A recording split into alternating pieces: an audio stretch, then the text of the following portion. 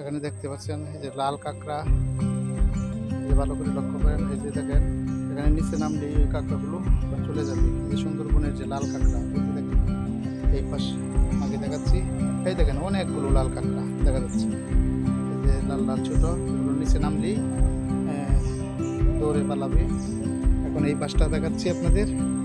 হ্যাঁ, এই পাশটা থেকেও দেখেন এই যে অনেক লাল কাঁকড়া এখানে উপস্থিত আছে।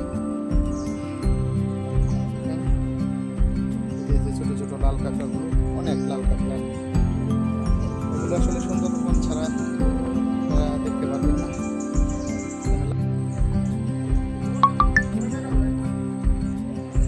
এই যে দেখেন অনেক লাল কাঁকড়া এখানে। এই যে যখন নিচে নামবো আমরা, তখন এগুলো নিচে চলে যাবে গর্তের মধ্যে প্রবেশ করে।